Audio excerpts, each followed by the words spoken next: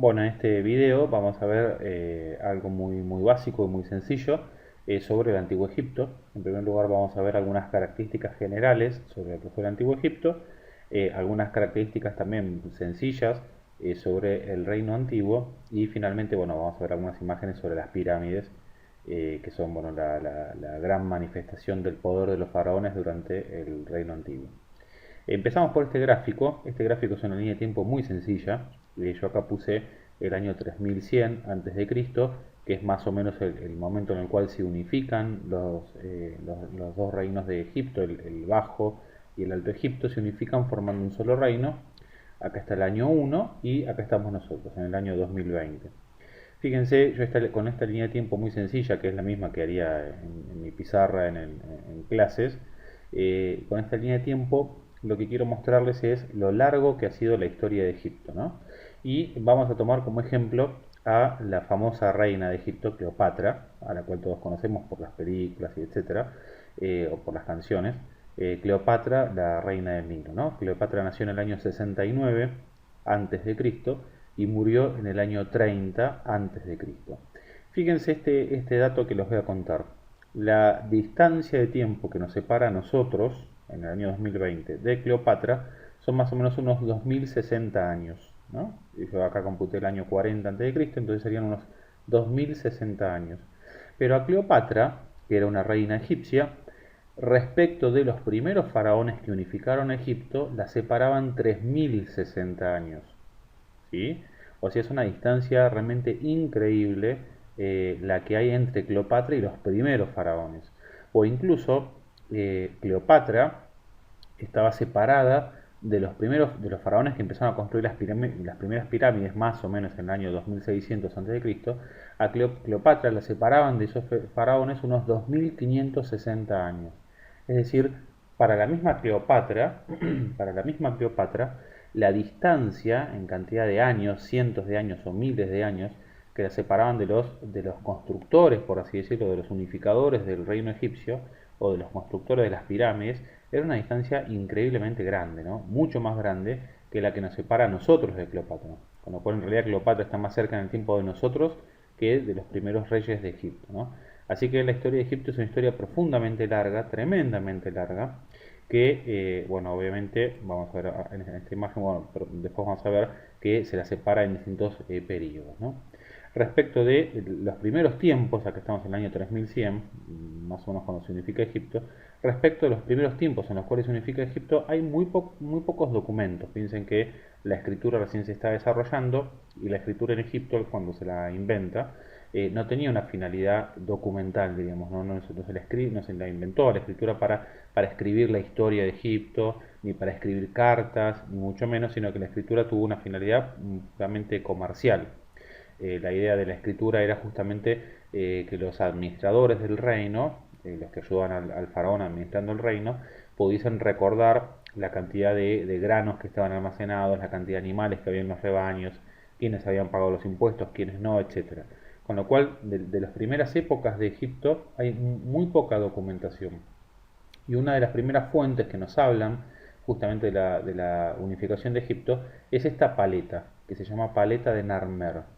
La paleta de Narmer era un simple objeto de piedra, obviamente la piedra está tallada, ¿no? Con dibujos y demás, que ahora vamos a ver, y esa paleta cumplía una función ceremonial que era poner un ungüentos. Acá se ponía en este agujerito, en esta cavidad, se ponían unos ungüentos con los cuales se maquillaba al faraón, ¿no? Y acá en la paleta de Narmer vemos, bueno, este es el anverso y el reverso de la paleta, vemos una serie de dibujos que nos hablan de lo que fue la unificación de Egipto, ¿no? Acá en esta otra imagen tenemos el diagrama, por así decirlo, de lo que es la paleta. Fíjense que acá se ven evidentemente escenas de guerra, ¿no? Personas que están huyendo. eh, bueno, acá también el faraón que está masacrando, matando a un enemigo. Acá también enemigos decapitados. Con lo cual este es el primer documento que nos habla de la unificación de Egipto, ¿no? Y acá el dato más importante, porque esta paleta en definitiva nos habla de que ya en Egipto hay un solo rey, es porque acá el rey aparece, fíjense, con una corona, ¿no? Acuérdense que el Alto Egipto tiene una corona distinta a la del Bajo Egipto, y acá aparece con otra corona distinta. Con lo cual en la misma paleta aparecen las dos coronas, el faraón aparece con las dos coronas, con lo cual en definitiva probablemente este Narmer haya sido uno de los primeros faraones de este Egipto unificado, ¿no? Acá vemos un poco lo que es la interpretación de la paleta. Bueno, este es Narmer, obviamente. Acá aparece Narmer con la corona blanca, esta es la corona blanca del Alto Egipto, y está empuñando una masa y para matar a un prisionero, ¿no? Sí, un prisionero. Acá hay un cortesano de alto rango, bueno, con las sandalias del faraón, que le sostienen las sandalias. Acá está la imagen del faraón que ha vencido a otros enemigos y que están, a los cuales los pisa, por así decirlo, y que están como huyendo del faraón.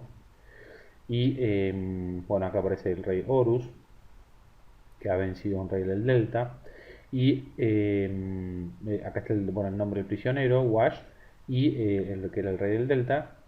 Hay que acordarse que cuando se produce la unificación de Egipto y entran en guerra, el Alto y el Bajo Egipto, el que termina ganando esta guerra y unificando el reino es el rey del Alto Egipto, ¿no? Y este es el prisionero al cual el faraón va a masacrar, ¿no? Del otro lado de la paleta, bueno, tenemos acá la diosa Hathor con cabeza de vaca.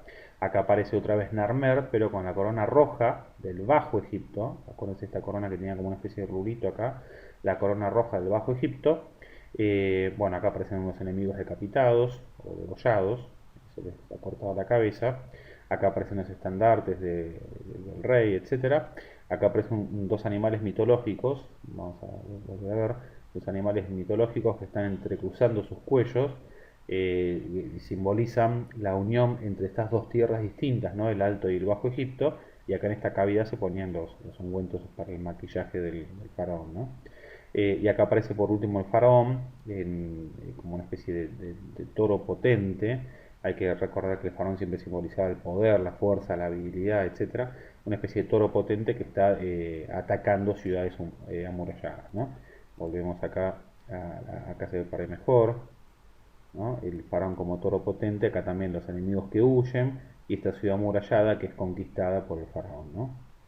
Y volvemos a la imagen de la piedra, bueno, acá se puede apreciar mejor la imagen del faraón conquistando la ciudad, estos dos animales mitológicos que representaban el Alto y el Bajo Egipto,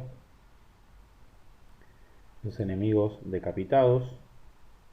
Acá está la corona roja, bueno, y acá la corona blanca, ¿no? Fíjense cómo acá el faraón sostiene esta masa con la cual se está sosteniendo una especie como de clavo para masacrar, aniquilar a su enemigo, ¿no? Así que estos son los primeros testimonios. Lo cierto es que de lo que es la unificación de Egipto se sabe muy poco, realmente muy poco. Es más, no se sabe cuál fue el rey que unificó Egipto. Hay algunos que hablan de que probablemente haya sido Narmer, otros dicen o mencionan a un rey conocido como Ajá, o otros mencionan también a un rey escorpión. Bueno, no se sabe en realidad cuál fue el que unificó Egipto, ¿no? Entonces, esta historia de Egipto es un periodo, es una historia pero tan larga, que se la divide en 8 periodos. Y cada periodo obviamente tiene sus características propias, ¿no? Yo acá les puse un esquema también muy básico. El primer periodo de la historia de Egipto se llama periodo dinástico arcaico, que va del año 3100 a.C., siempre estamos hablando acá antes de Cristo, hasta el 2649. Son casi 500 años, ¿no? Y en este periodo gobiernan dos dinastías, la dinastía número 1 y la dinastía número 2. Normalmente se ponen estos números con números romanos, pero como supongo que por ustedes no lo saben, a los números romanos preferí ponerlos con estos números, ¿no? Con números arábigos. Así que las dinastías 1 y 2 son las que gobiernan en esta época. La capital del reino está en Tinis y en esta época es cuando se desarrolla la escritura. Después tenemos el reino antiguo, que es la época en la cual, bueno, va del año 2649 hasta el 2134, más o menos unos 400 años. Va de la dinastía 3 hasta la dinastía 8. La capital del reino está en Memphis. y es la época de mayor poder y esplendor de Egipto. Es la época en la cual se construyen las pirámides, en la cual el faraón es una persona realmente tremendamente poderosa. Al faraón en esta época se lo identifica con un dios, con la divinidad, con lo cual es la época de mayor esplendor de Egipto, ¿no? Después viene un periodo que se llama primer periodo intermedio, que va del año 2134 hasta el 2040. Esto abarca de las dinastías 9 a la 11. Es una época, bueno, de disturbios sociales y de crisis del poder del faraón. Ahora después en otro video voy a explicar un poquito qué es este primer periodo intermedio para que se entienda bien. Y después del primer periodo intermedio viene otro reino, otra época de esplendor, no tan importante para él como el reino antiguo, pero una época de mucho esplendor, que se conoce como el reino medio. Va del año 2040 hasta el 1640 a.C., abarca las dinastías 12 a 14. La capital del reino va a estar en Tebas, que es una ciudad del Alto Egipto, y en esta época surge con mucha importancia la figura del visir. Ya después voy a explicar qué es el visir. Después viene un segundo periodo intermedio, que va del año 1640 hasta el año 1550. Fíjense que los periodos intermedios son relativamente breves, duran 100 años, un poquito más quizás de 100 años. El segundo periodo intermedio abarca las dinastías 15 a 17. La capital va a estar en Avaris, que es una ciudad del delta del Nilo, y esta es la época en la cual Egipto fue invadido por los Hicsos. Es la única vez en la cual, en la época más antigua de Egipto, en la cual Egipto sufre una invasión, ¿no?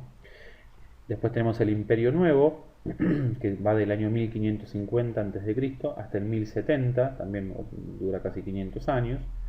Incluye las dinastías 18, 19 y 20, de la 18 a la 20. La capital otra vez vuelve a estar en Tebas, en el Alto Egipto, y es una época de profunda expansión. Egipto sale de sus fronteras y conquista muchísimos territorios, ¿no? Sobre todo en lo que es Siria y Palestina. Después ahí, y acá ya empieza, una vez que termina el Imperio Nuevo, empieza una época de decadencia. Ya Egipto empieza a decaer, empieza a perder fuerza, empieza a ser una cultura que ya no tiene el brillo o el esplendor que tuvo antes, ¿no? Hay un tercer periodo intermedio, del 1070 hasta el 712 a.C., y abarca de las dinastías 21 a la 25.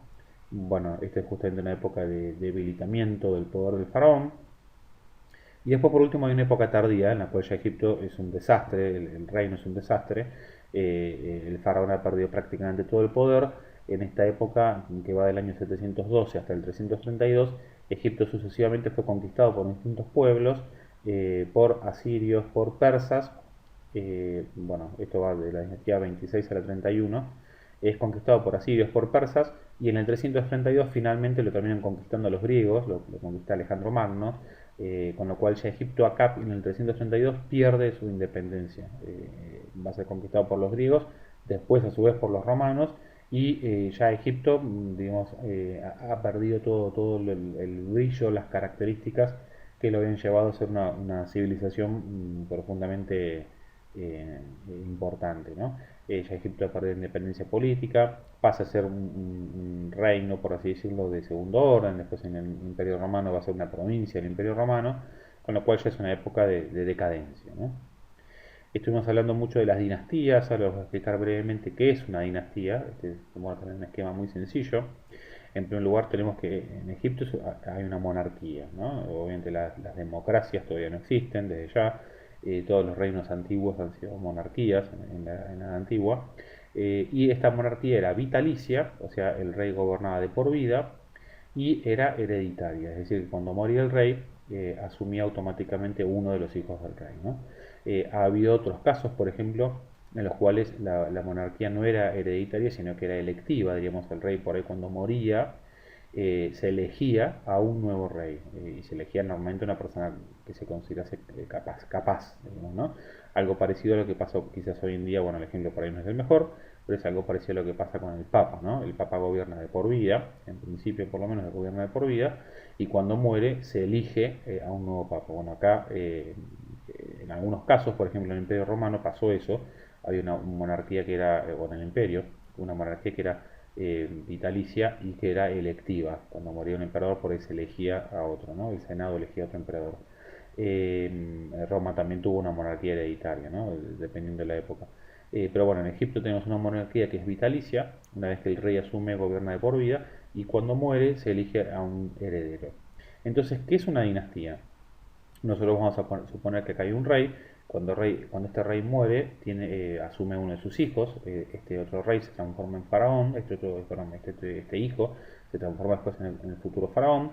Este hijo gobierna, etcétera. Cuando muere, asume otro de sus hijos, que obviamente este era nieto del rey, ¿no? Del original. Este gobierna, etcétera, hasta que, bueno, muere, asume otro hijo. Supongamos que en algún momento de esta monarquía hereditaria, en algún momento algún rey o algún faraón muere sin tener hijos, ya sea porque muere joven, por una enfermedad, etcétera, muere en combate, lo que sea, muere sin tener hijos. Acá se rompería, por así decirlo, la sucesión de padres a hijos que se van transmitiendo el poder.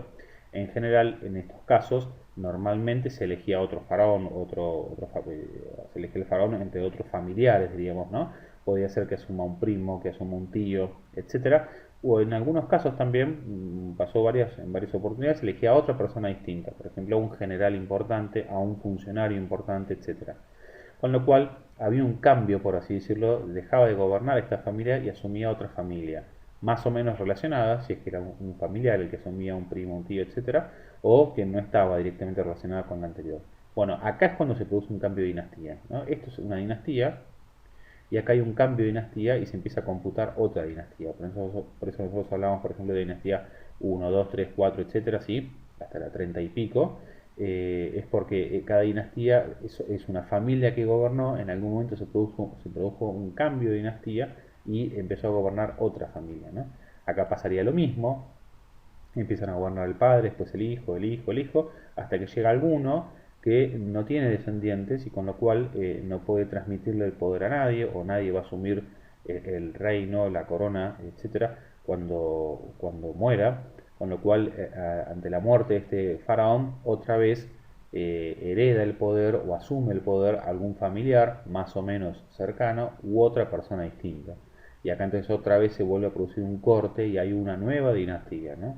En la cual la inicia siempre un rey y a su vez ese le transmite el poder a su hijo y este otro a su otro hijo, etcétera, ¿no? Con lo cual estas son las dinastías de Egipto. En Egipto se fue organizando la historia del reino en dinastías como para poder entender mejor o estudiar mejor la historia de Egipto. Bueno, ser tan larga si no sería prácticamente imposible de entenderla, ¿no? Acá vamos a ver otra imagen que se me pasó. Eh, Acá vamos a ver algunas características del reino antiguo. A ver si no me aparece ninguna placa. No. Algunas características del reino antiguo, muy básicas. En primer lugar, el reino antiguo se caracteriza por un auge, por un crecimiento impresionante de la religiosidad y del culto al dios Ra. Ra o Re es lo mismo en realidad, la forma de nombrarlo es la misma. Ra o Re es el mismo dios. Por eso muchos faraones en esta época van a asociar el nombre de su nombre, diríamos, al dios Ra, por ejemplo. Entonces hay un faraón que se llamaba Saurre o Saurra, y Saú era el nombre del faraón y Ra o Re era el nombre del dios, ¿no? Asociaban su nombre con el nombre del dios. Lo mismo, por ejemplo, Neferirkarre también. Normalmente estos nombres tenían algún significado, por ejemplo, el que alaba a Ra, el que sirve a Ra, etc. Esta es una época de prosperidad general, obviamente que el Estado estaba muy bien organizado y con un gobierno muy fuerte. Eh, Vuelvo a decir, esta es la época en la cual nunca los faraones fueron tan fuertes como en esta época, con tanto poder como en esta época. Se realizaron campañas contra los nubios, que eran los que vivían al sur de Egipto, y contra los libios, que eran los que vivían hacia el oeste de Egipto, campañas militares obviamente. Egipto sale de sus fronteras no solamente para pelear contra otros pueblos más débiles, sino incluso también para comerciar. Egipto sale para buscar recursos, piedras preciosas, piedra para construir pirámides, para construir fortalezas, etcétera.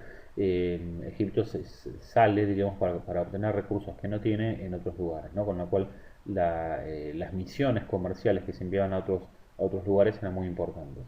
El faraón se apoyaba para gobernar en importantes funcionarios.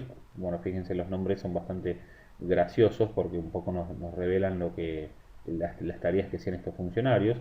Estaba, por ejemplo, uno que se llamaba el jefe de las obras del rey. Bueno, evidentemente era la persona que se encargaba de todas las obras arquitectónicas y de las obras de ingeniería, la construcción de pirámides, templos, fortalezas, etcétera. El superior de los graneros era la persona que cuidaba el almacenamiento de trigo, etcétera, y otros cereales. El superior del tesoro, bueno, obviamente el que cuidaba los tesoros del faraón. Y después va a aparecer al final del reino antiguo, va a aparecer una figura nueva que va a ser el visir, que va a ser una especie de virrey. Diríamos, el reino se volvió tan grande y tan complejo, tan difícil de gobernar por una sola persona, que el faraón va a nombrar a una persona de confianza para que lo ayude a gobernar. Entonces, muchas veces el faraón, por ejemplo, gobernaba el Alto Egipto y el visir el Bajo Egipto. Y cuando el visir daba una orden, todo el mundo tenía que obedecerla como si hubiese sido el mismo faraón el que la hubiese dado, ¿no? Con lo cual el visir era una especie como de otro faraón.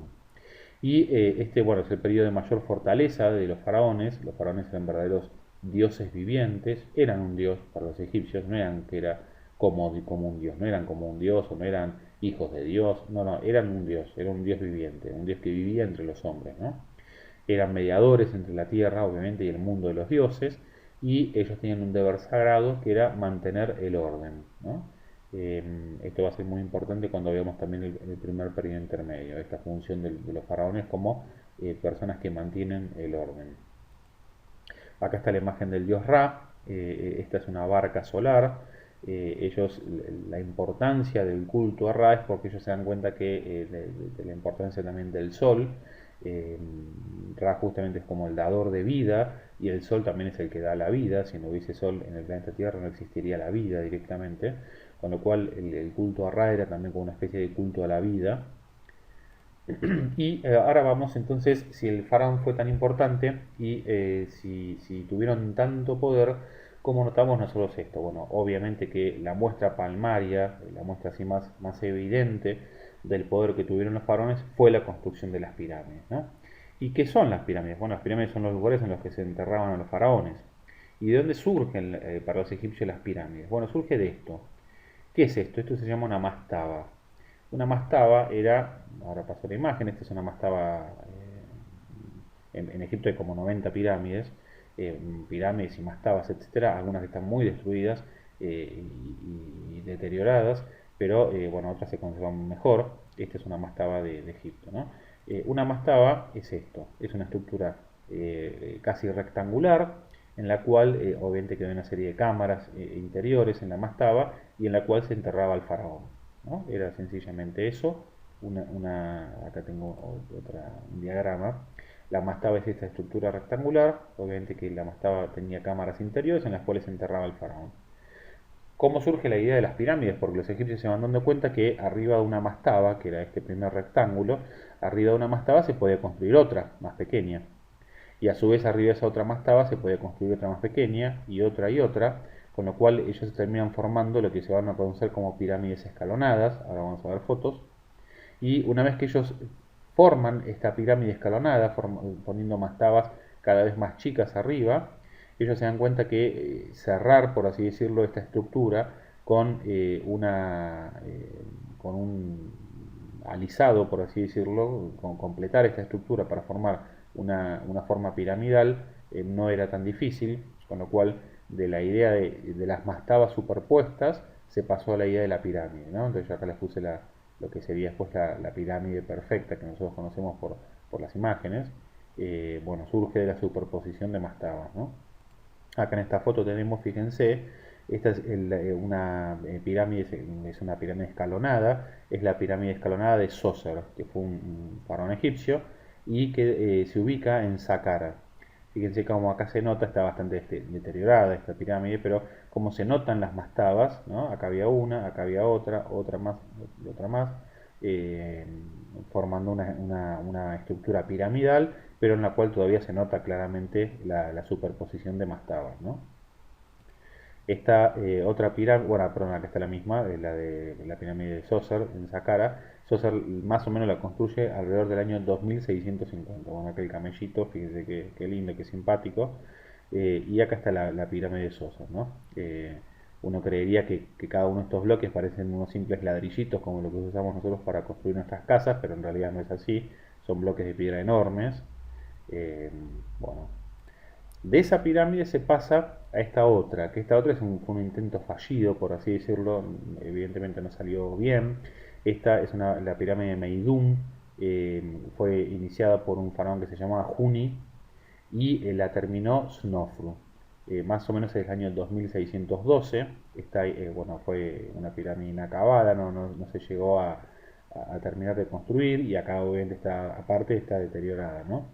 Los egipcios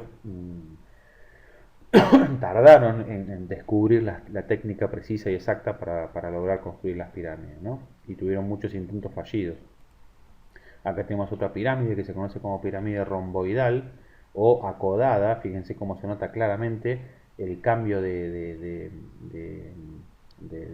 arco, por así decirlo, o de la pendiente.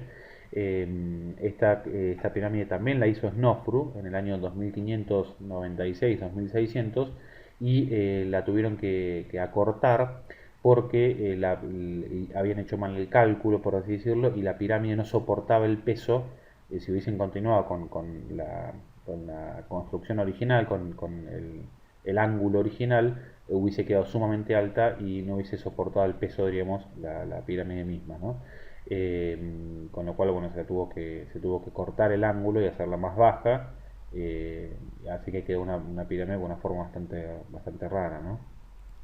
Esta otra pirámide también la hace Snofru, la pirámide de Ayur, la conoce como la pirámide roja por el tipo de piedra que utilizaron, y es un poco posterior, la otra es de 2582 más o menos, la pirámide roja de Ayur, y acá ya tenemos la gran pirámide de Giza, la de Keops, ¿no? Bueno, acá hay algunas personitas, fíjense, obviamente que la pirámide también está, la erosión, el viento, etcétera, ha hecho que se le salga todo lo que fue el revoque, por así decirlo, de la pirámide, pero antes era una pirámide perfecta, digamos, no tenía una sola grieta ni nada, no tenía ningún detalle. Hoy en día se ve mucho de los bloques de piedra, se ven así a simple vista, diríamos, pero antes estaba toda recubierta, formando realmente una obra constructiva impresionante, ¿no? Esta es la gran pirámide de Keops, que fue uno de los faraones más importantes del Reino Antiguo. Acá tenemos un croquis de lo que fue la pirámide de Keops, bueno, una sección de la pirámide de Keops. Acá tenemos la cámara real, bueno, una galería, la cámara de la reina y después una estancia subterránea que era inacabada, ¿no? Eh, con lo cual, bueno, acá se enterraba al faraón. Después acá tenemos, bueno, las tres pirámides de Giza. La más grande es la de Keops, después la que le sigue en tamaño es la de Kefrem y la más pequeña es la de Miserino, y a su vez acá había otras pirámides más chiquititas también. Uno se imaginaría que estas pirámides quedan, bueno, fíjense que está el atardecer, una hermosa imagen de las pirámides de Giza. Uno se imaginaría, siempre ve estas fotos y dice, o piensa que las pirámides quedan en pleno desierto y que uno tiene que viajar en camellos o en un jeep para llegar hasta las pirámides. Es muy gracioso y deprimente también ver que en realidad no, en realidad las pirámides están al lado de la ciudad del Cairo. Hay egipcios que cuando se levantan en la mañana levantan la persiana de su casa y mientras que se toman un café miran las pirámides de Egipto, así que realmente es una cosa muy curiosa, muy loca. En general siempre se sacan las fotos desde estos lugares, ¿no? Desde acá y acá, como para que o desde acá, mirando así el desierto, como para que parezcan que las pirámides están en el medio del desierto, pero bueno, en realidad no es así, ¿no? Fíjense esta otra, como están así en el medio de la, de la ciudad, o por lo menos con la ciudad muy cerca. Lo que pasa parece que está muy cerquita, en realidad no es tan cerquita, ¿no?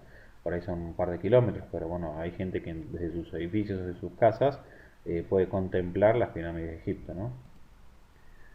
Acá también se ven, la ciudad en el fondo. Bueno, espero que no se hayan deprimido con estas imágenes, pero también nos habla un poco de la majestuosidad de estas construcciones, ¿no? Fíjense los edificios, los grandes edificios que se ven acá atrás en la ciudad, eh, son pequeños en comparación con las pirámides, ¿no? Fíjense este colectivo que hay acá, el tamaño de la pirámide y el tamaño del colectivo, ¿no? Así que bueno, es realmente una obra impresionante, ¿no? Y nos habla esto claramente del poder impresionante que tuvieron los faraones durante el reino antiguo. Bueno, espero que les haya gustado este video.